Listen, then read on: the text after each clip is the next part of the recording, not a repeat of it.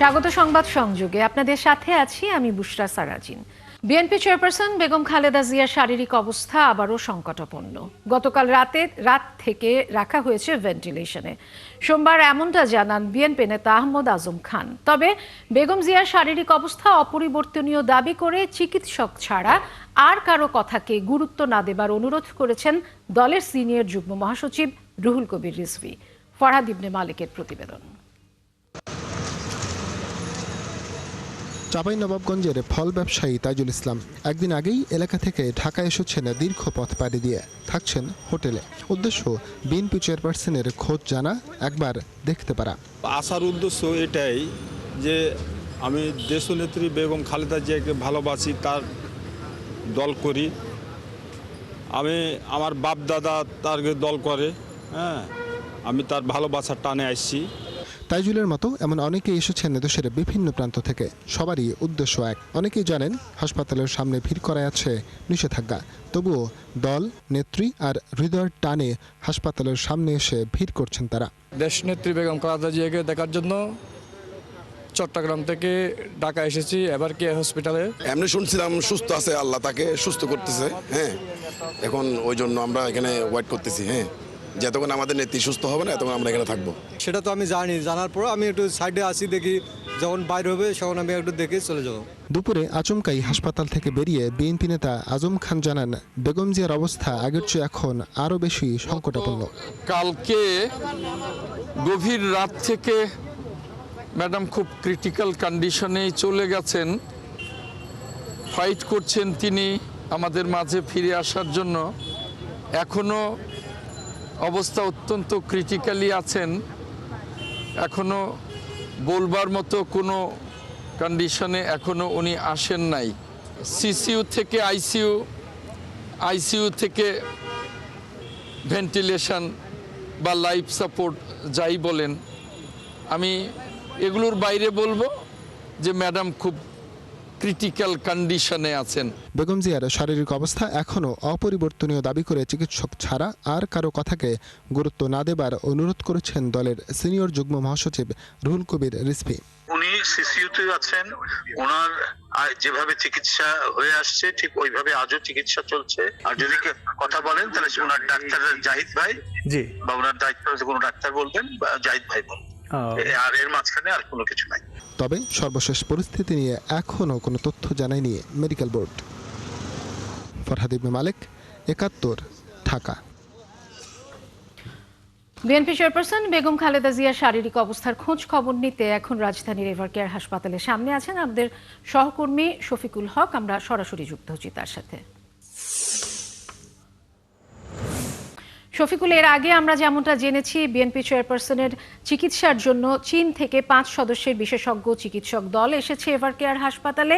এ নিয়ে আসলে আপনার কাছে আর কি তথ্য রয়েছে জানাবেন, এবং বিএনপি চেয়ারপারসনের শারীরিক অবস্থার সবশেষ কি তথ্য রয়েছে আপনার কাছে?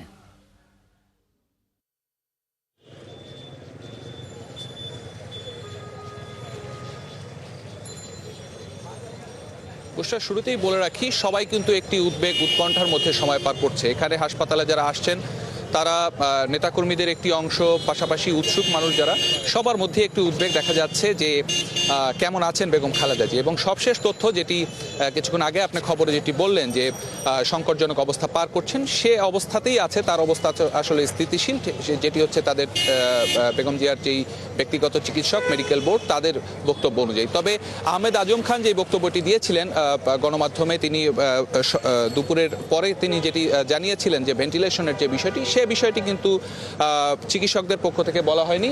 তবে মিডিয়া সেলের পক্ষ থেকে আমাদেরকে যে তথ্য জানা হয়েছে, সবশেষ যে অবস্থা সেটি সিসিইউতে রেখেই বেগম খালেদা জিয়াকে চিকিৎসা দেওয়া হচ্ছে, এবং তার যে মেডিকেল বোর্ডের সদস্যরা তারা কিন্তু নিরলস চেষ্টা করে যাচ্ছেন। তবে আমরা কিছুক্ষণ আগে যেটি জানতে পেরেছি, একটি স্থায়ী কমিটির সভা হওয়ার কথা রয়েছে আজকে রাতে, এবং পরবর্তীতে বেগম জিয়ার ব্যক্তিগত চিকিৎসক এডএজএম জাহিদ হোসেন তিনি গণমাধ্যমে সংবাদ সম্মেলন বা এখানে অনানুষ্ঠানিক হলেও একটি ব্রিফিং করে তার যে আজকের সবশেষ যে আপডেট সেটি আমাদেরকে জানানো জানাতে পারেন এমনটি আমরা এখন পর্যন্ত জানতে পেরেছি। তবে সেটি এখন স্পষ্ট নয়, কারণ আপনি জানেন যে চিকিৎসকরা কিন্তু নিরলস চেষ্টা করে যাচ্ছেন। ইতিমধ্যেই যে প্রশ্নটি আপনি করলেন যে চীন থেকে যে 5 সদস্যের একটি প্রতিনিধি দল এসেছে, হ্যাঁ এই 5 সদস্যের প্রতিনিধি দল তারা প্রাথমিকভাবে পাঠিয়েছে। তবে মূল যেই যাদেরকে ডাকা হয়েছে চীন থেকে তারা মূলত আগামীকাল এসে এই মেডিকেল বোর্ডের যেই সদস্যরা তাদের সাথে যোগ দিবেন এবং পরবর্তীতে হয়তো তারা নতুন কোনো সিদ্ধান্তে আসতে পারেন কিনা সে বিষয়ে তো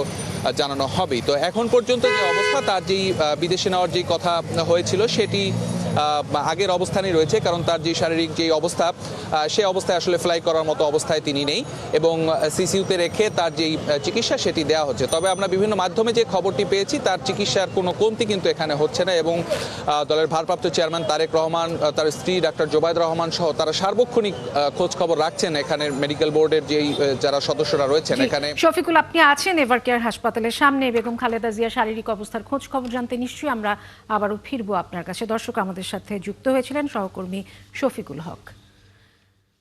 তারেক রহমানের দেশে ফিরতে আইনগত বাধা আছে কি না জানা নেই বলে মন্তব্য করেছেন আইন উপদেষ্টা ডক্টর আসিফ নজরুল। কোনো বাধা থাকলে সব ধরনের সহযোগিতা করবে সরকার। কেন ফিরছে না সেই প্রশ্ন তোলা অরুচিকর। এটা মা ছেলের সম্পর্কের বিষয়ে মন্তব্য করেন তিনি। শারমিনীরা রিপোর্ট।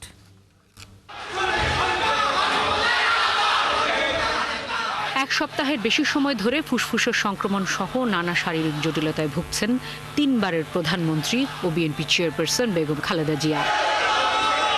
মায়ের এই অবস্থায় দেশবাসীর কাছে দোয়া চেয়ে এক বিবৃতিতে দলটির ভারপ্রাপ্ত চেয়ারম্যান ছেলে তারেক রহমান বলেছেন, দেশে ফেরা তার একক সিদ্ধান্তের উপর নির্ভর করে না। এরপর থেকেই তারেক রহমানের দেশে ফেরা নিয়ে আলোচনা শুরু হয়েছে। এ নিয়ে সচিবালয়ে আইন উপদেষ্টার কাছে জানতে চাইলে বলেন, আইনি জটিলতার বিষয়ে কিছুই জানা নেই তার। বিএনপির অ্যাক্টিং চেয়ারম্যান জনাব তারেক রহমানের বাংলাদেশে আসার ব্যাপারে কোনো রকম আইনগত বাধা আছে বলে আমার জানা নাই। আর যদি কোনো বাধা থেকেও থাকে এটা অবশ্যই আমরা জানলে ওনাকে সর্বোচ্চ সহযোগিতা করব। ওনার নিরাপত্তার ব্যাপারে আমরা সর্বোচ্চ সহযোগিতা করব। আর আমার মনে হয় যে আমি নিজে বিশ্বাস করি কোনটা উপযুক্ত সময় এটা সবচেয়ে ভালোভাবে নির্ধারণের ক্ষমতা ওনার রয়েছে। উপযুক্ত সময় তিনি দেশে ফিরবেন উল্লেখ করে এ বিষয়ে মানুষের বক্তব্য অরুচিকর বলে মন্তব্য করেন আসিফ নজরুল। আমাদের অনেকে ধরনের মন্তব্য করে থাকি যে উনি কেন আসছেন না, এই সমস্ত প্রশ্ন তুলি। আমার কাছে এই সমস্ত প্রশ্ন তোলা খুব অরুচিকর মনে হয়। এটা মা ছেলের সম্পর্ক। এখানে কোনো বেগম খালেদা জিয়ার কোনো ইনস্ট্রাকশন আছে কিনা বা এখানে ব্যক্তিগতভাবে তারেক রহমানের কোনো রকম চিন্তা আছে কিনা সেটা তো প্রিজাজ করার বা সেটার ব্যাপারে কমেন্ট করার আমার কাছে রুচিকর মনে হয় না। আমাদের বুঝতে হবে এটা মা ছেলের সম্পর্ক। সবচেয়ে ভালো ওনারাই বুঝেন কখন আসতে হবে। 2024 সালের আগস্টে শেখ হাসিনা সরকারের পতনের পর থেকেই তারেক রহমানের দেশে ফেরার বিষয়ে আলোচনা চলছে নানা মহলে। ফেব্রুয়ারিতে নির্বাচন হবে। অন্তর্বর্তী সরকারের এমন ঘোষণার পর তা আরও জোরালো হয়। শারমিনীরা, 71, ঢাকা। বিএনপির ভারপ্রাপ্ত চেয়ারম্যান তারেক রহমানের দেশে ফিরতে সব ধরনের সহযোগিতা করতে চায় অন্তর্বর্তী সরকার। প্রধান উপদেষ্টা প্রেস সেক্রেটারি 71-কে জানান, তারেক রহমানের ফেরা নিয়ে কোনো হুমকি বা বাধা নিষেধ নেই। তিনি আরও বলেন, বেগম খালেদা জিয়ার স্বাস্থ্যের অবস্থা নিবিড়ভাবে পর্যবেক্ষণ করছে সরকার। আরও জানাচ্ছেন মোহন ইসলাম। জুলাই গণ অভ্যুত্থানে শেখ হাসিনার বিদায়, অন্যদিকে মমতাময়ী মায়ের অসুস্থতা। সবাই যখন তার সন্তান ও দলের ভারপ্রাপ্ত চেয়ারম্যানের দেশে ফেরার দিকে তাকিয়ে, তখনই এটি এককভাবে করা সম্ভব নয় বলে জানান তারেক রহমান। গল্পের ডালপালা তখন থেকেই বড় হতে শুরু করে।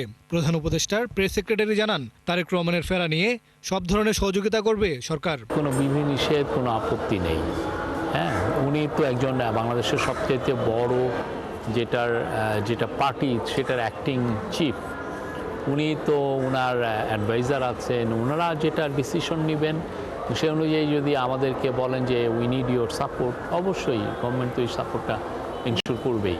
এদিকে সাবেক প্রধানমন্ত্রী বেগম খালেদা জিয়ার স্বাস্থ্যের পরিস্থিতি সার্বক্ষণিকভাবে পর্যবেক্ষণ করছে সরকার। এ নিয়ে দল ও পরিবারের সাথে যোগাযোগ আছে। পক্ষ থেকে খালেদা জিয়ার চিকিৎসা মনিটর করা হচ্ছে, খুব ইন্টেন্সিভলি মনিটর করা হচ্ছে। ওনার দল, ওনার পরিবারটাই এই বিষয়ে নেতৃত্ব দিচ্ছে, তারা মনিটরিং করছে, ওনার আপডেট নিচ্ছে এবং যদি কোনো সিচুয়েশন খারাপ হয় ওনারাই ডিসিশন নেবেন। আমাদের তরফ থেকে যেটা হচ্ছে যে আমরা সর্বোচ্চ সহায়তা, আমরা যেই সহায়তা চাই সর্বোচ্চ সহায়তা দেওয়া হবে। অন্তর্বর্তী সরকার মনে করে জুলাই আন্দোলনে অনুপ্রেরণা ছিলেন বেগম খালেদা জিয়া। এই জুলাই অগাস্টে যে আন্দোলনে উনি জাতির জন্য ইন্সপাইরেশন ছিলেন। আমাদের ইয়াং যারা যোদ্ধারা হাসিনা বিরুদ্ধে যারা আন্দোলন করেছে তারা সবাই তো ওনার থেকে ইন্সপাইরেশন নিয়েছেন। প্লাস ওনার একটা সংগ্রামী জীবন, দীর্ঘ একটা সংগ্রামী জীবন। তো আপনি দেখেন বাংলাদেশের সবাই তার বিষয়ে সবাই একমত, সবাই উনি একটা এখন জাতীয় নেত্রীর হিসেবে আছেন। প্রধান উপদেষ্টা নিজেও বেগম জিয়ার খোঁজখবর রাখছেন বলেও জানান press secretary. Adviser Asif Nazrul, law adviser Asif নজরুলকে পাঠিয়েছিলেন। আসিফ নজরুল যে ওনার বিষয়ে জেনে এসছেন। মোহন ইসলাম, ৭১, ঢাকা। সর্বোচ্চ আদালতের রায়ের ২৬ বছর পর নির্বাহী বিভাগ থেকে আলাদা হয়েছে বিচার বিভাগ। সুপ্রিম কোর্ট সচিবালয় গঠন করে রোববার রাতে অধ্যাদেশ জারি করেছে সরকার। বিচার বিভাগ পৃথক চেয়ে রিটকারী সাবেক বিচারক মাজদার হোসেন বলছেন, এর ফলে বিচার বিভাগ স্বাধীনভাবে কাজ করতে পারবে। আর আইনজীবীরা জানান, এই স্বাধীনতার অপব্যবহার যেন না হয় সেদিকে খেয়াল রাখতে হবে। মাইনুল মারুফের প্রতিবেদন। ১৯৯৯ সালের ঐতিহাসিক মাজদার হোসেন মামলার রায়ে বিচার বিভাগকে নির্বাহী বিভাগ থেকে পৃথক করার নির্দেশ দেন আপিল বিভাগ। কিন্তু সেই রায়ের পূর্ণ বাস্তবায়ন দীর্ঘদিন অপূর্ণই ছিল। ফলে নিম্ন আদালতের বদলি, পদোন্নতির শৃঙ্খলা সহ গুরুত্বপূর্ণ সিদ্ধান্তে আইন মন্ত্রণালয়ের প্রভাব থেকে যায়। ২০০৭ সালে আংশিক বাস্তবায়নের পর ২৪-এর গণঅভ্যুত্থানের পর নতুন করে গতি পায় এই প্রক্রিয়া। দায়িত্ব নেওয়ার পর প্রধান বিচারপতি ডক্টর সৈয়দ রেফাত আহমেদ বিচারপতিদের মতামত নিয়ে অর্গানোগ্রাম, খসড়া অধ্যাদেশ ও সাংবিধানিক সুপারিশ সহ পূর্ণাঙ্গ প্রস্তাব পাঠান সরকারকে। অবশেষে রবিবার রাতে রাষ্ট্রপতির নির্দেশে জারি হল সুপ্রিম কোর্ট সচিবালয় অধ্যাদেশ ২০২৫, যার মধ্য দিয়ে প্রথমবারের মতো বিচার বিভাগ পেল নিজেদের স্বাধীন প্রশাসনিক কাঠামো। ক্ষমতাবানদের চোখ রাঙানি উপেক্ষা করে সংবিধান অনুযায়ী বিচার বিভাগ পৃথক চেয়ে ২ দশকেরও বেশি সময় আগে রিট করেন সাবেক বিচারক মাজদার হোসেন। তিনি বলছেন, এখন থেকে বিচার বিভাগ স্বাধীন। জুডিশিয়ারিকে যদি পৃথক কর্ম পরিবেশ না দেওয়া হয়, জনগণের জন্য যদি জামিন বলেন, রায় বলেন, মৃত্যুদণ্ড বলেন, আর জমিজমার বা ফান্ডামেন্টাল রাইটের বিচার বলেন, এটা নিরপেক্ষভাবে কোনো প্রভাব ছাড়া, কোনো ইন্টারফেয়ার ছাড়া করতে হবে। কিন্তু ৫৪ বছরে আমরা দেখেছি এটা নানান ক্ষেত্রে সম্ভব হয়নি। নতুন অধ্যাদেশ অনুযায়ী গঠিত হবে সুপ্রিম কোর্ট সচিবালয় কমিশন। সেখানে থাকবেন প্রধান বিচারপতি, আইনমন্ত্রী, আপিল বিভাগের বিচারপতি, মানবাধিকার কমিশনের চেয়ারম্যান ও অ্যাটর্নি জেনারেল। বিচার বিভাগের বাজেট, আয় ব্যয় বিবরণী এবং উন্নয়ন বা কারিগরি প্রকল্প গ্রহণেও আধিপত্য থাকবে সচিবালয়ের। ৫০ কোটি টাকার মধ্যে প্রকল্প অনুমোদন দিতে পারবেন প্রধান বিচারপতি। এর বেশি হলে যাবে একনেকের নির্বাহী কমিটিতে। এখন বিচারকদেরকে মনে রাখতে হবে যে জাতির একটা গুরুত্বপূর্ণ জায়গায় তারা যে দায়িত্বটা পালন করছেন সেটা যাতে সবসময় জনগণের প্রত্যাশা পূরণ করতে পারে। সুপ্রিম কোর্ট এবং আইন মন্ত্রণালয়ের মধ্যকার যে দ্বৈত শাসন, তার একটা অবসান ঘটবে, এটা আমি বিশ্বাস করি। আমি এও আশা করব যে আমাদের অধস্তনের বিচারকরা এই স্বাধীনতা অর্জন করার পর তারা বিচারিক যে সমস্ত শৃঙ্খলাজনিত বিধি আছে তা মেনে চলবেন। অধ্যাদেশ জারির ফলে এখনই সুপ্রিম কোর্ট সচিবালয়ের কার্যক্রম শুরু হবে। তবে এই অধ্যাদেশ উপস্থাপন করতে হবে নতুন সংসদের প্রথম অধিবেশনেই। এ নিয়ে আইন প্রণয়ন বা বাতিলের ক্ষমতা রাখে জাতীয় সংসদ। মাইনুল মারুফ, ৭১, ঢাকা। ইসি সচিব আখতার আহমেদ জানিয়েছেন, তার জানা মতে তারেক রহমান ভোটার হননি, তবে কমিশন সিদ্ধান্ত দিলে তিনি ভোটার হতে পারবেন। দুপুরে নির্বাচন ভবনে এক ব্রিফিংয়ে তিনি এ তথ্য দেন। ইসি সচিব জানান, জাতীয় পরিচয়পত্র সংশোধন কয়েকটা ফিল্ডে স্থগিত থাকবে।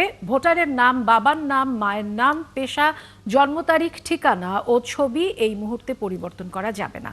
তবে বৈবাহিক অবস্থা, ধর্ম, শিক্ষাগত যোগ্যতা ও ফোন নম্বর পরিবর্তন করা যাবে। এ সময় নতুন এনআইডি কার্যক্রম চালু থাকবে, কিন্তু ৩১শে অক্টোবর পর্যন্ত যাদের বয়স ১৮ হয়েছে তারাই ভোটার তালিকায় থাকবেন বলে জানান তিনি। ইসি সচিব আরও জানান, তফসিল ঘোষণার পর ১৫ দিন পর্যন্ত দেশের ভেতর পোস্টাল ভোটের রেজিস্ট্রেশন হবে।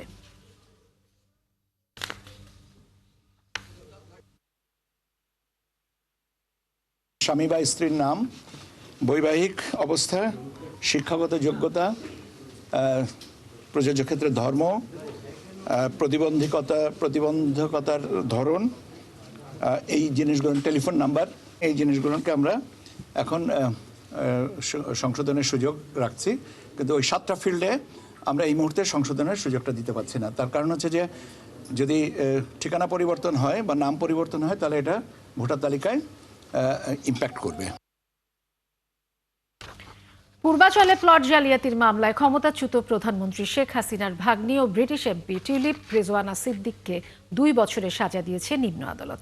একই মামলায় শেখ হাসিনার 5 ও শেখ রেহানার 7 বছরের কারাদণ্ড হয়েছে। সোমবার এই রায়দান ঢাকার বিশেষ জজ আদালত 4-এর বিচারক মোহাম্মদ রবিউল আলম। একই সঙ্গে প্রত্যেক আসামিকে 1 লাখ টাকা জরিমানা করা হয়েছে।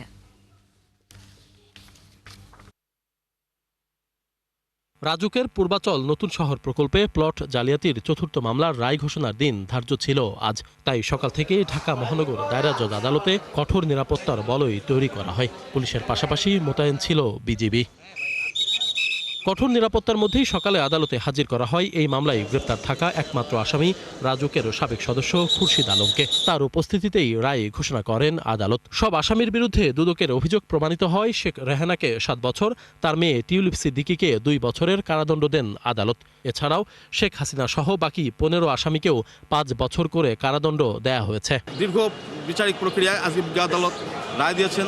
শেখ রেহানাকে 7 বছরের কারাদণ্ড দিয়েছেন এবং আরও 1 লক্ষ টাকা জরিমানা, অনাদায়ে 6 মাসের জেল। আর তার মেয়ে টিউলিপ সিদ্দিকী, তাকে 2 বছরের কারাদণ্ড দিয়েছেন, 1 লক্ষ টাকা জরিমানা আর অনাদায়ে 6 মাসের কারাদণ্ড। আর অন্যান্য আসামি শেখ হাসিনা সহ তাদের সবাইকে 5 বছরের কারাদণ্ড এবং 1 লক্ষ টাকা করে জরিমানা, অনাদায়ে আরও 6 মাসের জেল।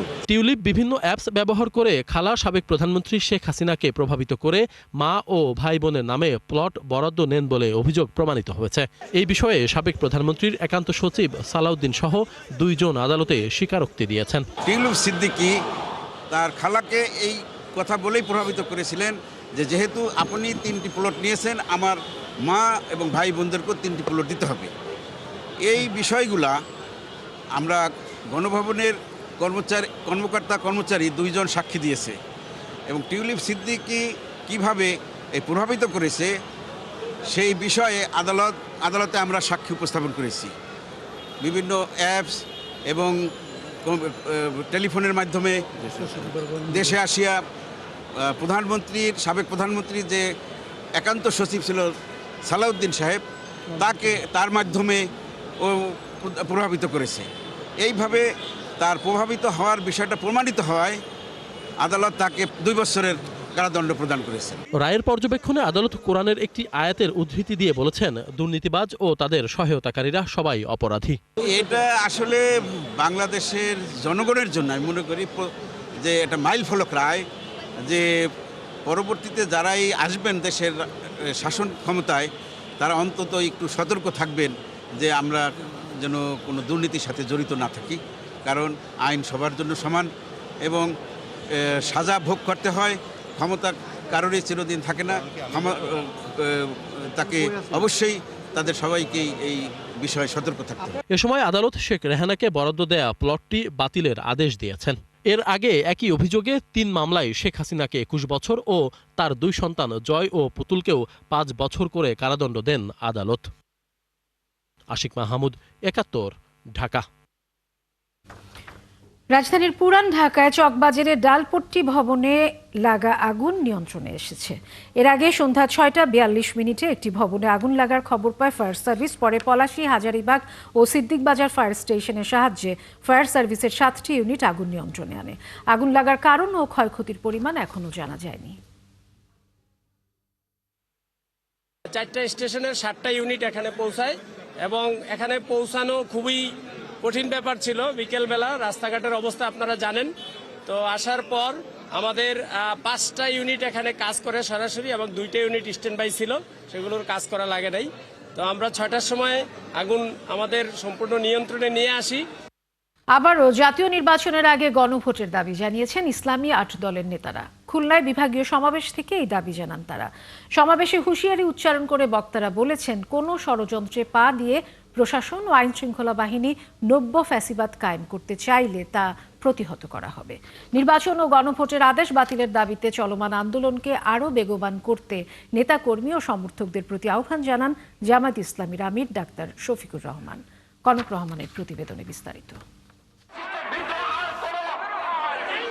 ইসলামী ৮ দলের বিভাগীয় সমাবেশকে সফল করতে বেলা ১২টার পর থেকে খুলনা বিভাগের ৯ জেলা থেকে দলীয় প্রতীক, ফেস্টুন, ব্যানার আর পোস্টার নিয়ে নগরীর শিববাড়ি মোড়ে জড়ো হতে থাকেন নেতাকর্মী ও সমর্থকরা। সমাবেশ স্থল ও এর আশপাশ এলাকা নেতাকর্মীদের উপস্থিতিতে কানায় কানায় পূর্ণ হয়ে ওঠে। জামায়াতে ইসলামীর আমির ডাক্তার শফিকুর রহমান ও ইসলামী আন্দোলনের আমির মুফতি সৈয়দ মোহাম্মদ রেজাউল করিম সমাবেশ স্থলে আসেন বিকাল ৩:৩০টায়। সমাবেশে বক্তারা বলেন, চাঁদাবাজি ও দুর্নীতিতে জড়িতদের ক্ষমতায় দেখতে চায় না জনগণ।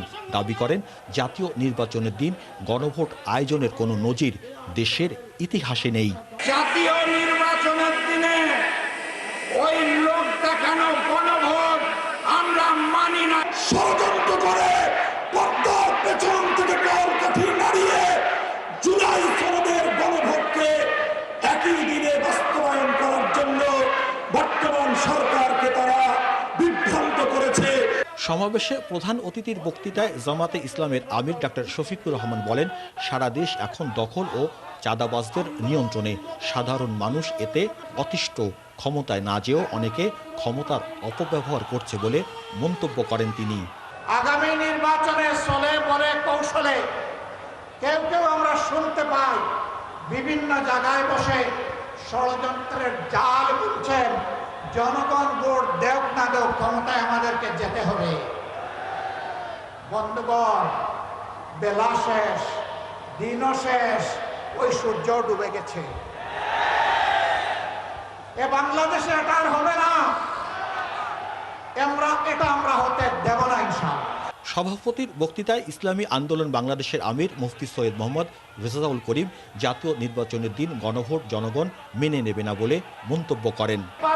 বাস্তবায়নের জন্য আজকে বাংলাদেশের আপামর জনতা তারা আজকে রাজপথে চলে এসেছে।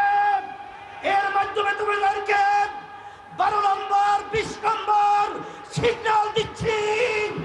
এই সিগন্যালের মাধ্যমে ক্ষমতার প্রেমিকরা বাংলার জমিন থেকে উৎখাত হবে। সমাবেশে গণভোটের ব্যালটে হ্যাঁ এর পক্ষে মত দিতে নেতাকর্মী ও সমর্থকদের নির্দেশনা দেন নেতারা। দাবি তোলেন 14 দল ও জাতীয় পার্টির কার্যক্রম নিষিদ্ধেরও। আমরা জাতীয় নির্বাচনের জন্য প্রস্তুত রয়েছি। কনক রহমান, ৭১, খুলনা। গণ অভ্যুত্থানের ফসল বিএনপি ও জামাত সমানভাবে নিচ্ছে বলে মন্তব্য করেছেন জাতীয় নাগরিক পার্টি এনসিপির আহ্বায়ক নাহিদ ইসলাম। সোমবার এক দোয়া অনুষ্ঠানে এমন মন্তব্য করেছেন তিনি। জুলাই গণ অভ্যুত্থানে সংহতি জানানোর কারণে আরব আমিরাতে কারাভোগের পর প্রবাসীদের মুক্তি উপলক্ষে এই দোয়া অনুষ্ঠানের আয়োজন করে এনসিপি। যে কোনো শহীদ পরিবার, জুলাই যোদ্ধা যদি সরকারি অফিসে বা কোনো একটা জায়গায় কোনো একটা হাসপাতালে যায়, সাহায্য সহযোগিতার জন্য যায় বা অন্য কোনো দলের কাছে যায়, তারা বলে যে এটা এনসিপির দায়িত্ব। অর্থাৎ দায়িত্ব নেবার বেলায় এনসিপি, কিন্তু ফসল ভোগ করার বেলায় তখন বলবে গণ অভ্যুত্থান সবার, আমরা সবাই ছিলাম। বলে আমাদের এটাতে কোনো সমস্যা নেই, আমরা অবশ্যই দায়িত্ব নিব এবং ফসলও সবাই আপনারা নেন, আমাদের কোনো সমস্যা নাই। কিন্তু আমাদের অনুরোধ থাকবে, আহ্বান থাকবে যে গণ অভ্যুত্থানের পরে বাংলাদেশ যেই দিকে যাওয়ার কথা ছিল, বাংলাদেশ সেই দিকে আগানোর কথা ছিল, সেই রাস্তা আপনারা অবরুদ্ধ করবেন না, বাধা হয়ে দাঁড়াবেন না। খালেদা জিয়ার যে পরিস্থিতি রয়েছে, এই পরিস্থিতির জন্য যমুনা ব্রহ্মপুত্র নদী ঘেরা জামালপুর জেলার অর্ধেকের বেশি অংশই চরাঞ্চল। নদী ভাঙন আর নিম্ন আয়ের মানুষের এই জেলায় নারী ভোটারের সংখ্যা পুরুষের চেয়ে বেশি। তবে এখানকার নারী ভোটাররা নির্বাচন নিয়ে অন্য যে কোনো সময়ের চেয়ে বেশি আগ্রহী।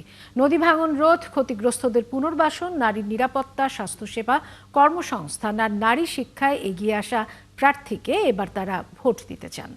আনসারি সুমনের তথ্য ছবিতে প্রতিবেদন।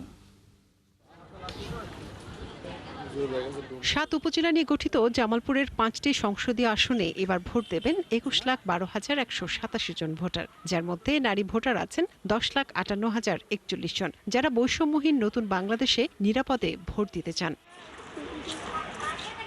তবে তারা বলছেন এই প্রার্থীদের অবশ্যই নারীর শিক্ষা, স্বাস্থ্য, স্বাধীনতা ও নিরাপত্তা নিশ্চিতে কাজ করতে হবে। আমাদের স্বাস্থ্য, শিক্ষা, কর্মসংস্থান এবং নিরাপত্তা যিনি নিশ্চিত করতে পারবেন এরকম প্রতিনিধি আমরা এবার নির্বাচনে চাচ্ছি।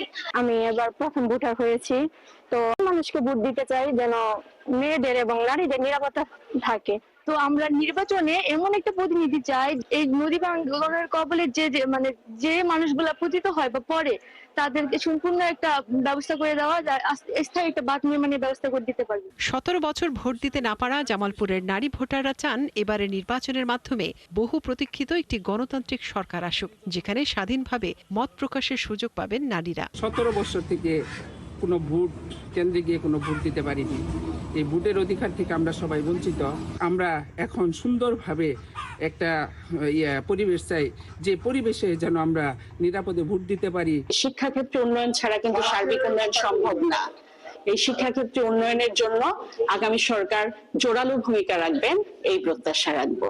যমুনা, ব্রহ্মপুত্র, দশানী, জিঞ্জিরামের ভাঙনে প্রতি বছর জামালপুরের বহু মানুষ ভিটেমাটি হারিয়ে আজ নিঃস্ব। এবারের নির্বাচনে নির্বাচিত প্রতিনিধিরা ভাঙনে ক্ষতিগ্রস্তদের পুনর্বাসন আর ভাঙন ঠেকাতে স্থায়ী বাঁধ নির্মাণের ব্যবস্থা নেবে, এমনটা প্রত্যাশা নারী ভোটারদের। এমন জনপ্রতিনিধি চাই যারা নারীদের শিক্ষা সুযোগ সৃষ্টি করবে, তাদের স্বাস্থ্য নিশ্চয়তা দিবে, তাদের নিরাপত্তা প্রদান করবে এবং তাদের কর্মসংস্থানের সৃষ্টি হবে। গ্রাম আর শহরে নারীদের বৈষম্য দূর করা, নারী শিক্ষা ও কর্মক্ষেত্রে নিরাপত্তা নিশ্চিত করা, নারী উন্নয়ন এবং সকল প্রকার নারী নির্যাতন প্রতিরোধে আগামী সরকার প্রয়োজনীয় পদক্ষেপ নেবে, এমনটাই প্রত্যাশা জামালপুরের নারী ভোটারদের। মনিরা কাজুরি, 71। চলছে সংবাদ সংযোগ, সরাসরি সংবাদ অনুষ্ঠান দেখতে চোখ রাখুন 71-এর ফেসবুক পেজে এবং সাবস্ক্রাইব করুন 71-এর ইউটিউব চ্যানেল। 71-এর সাথে।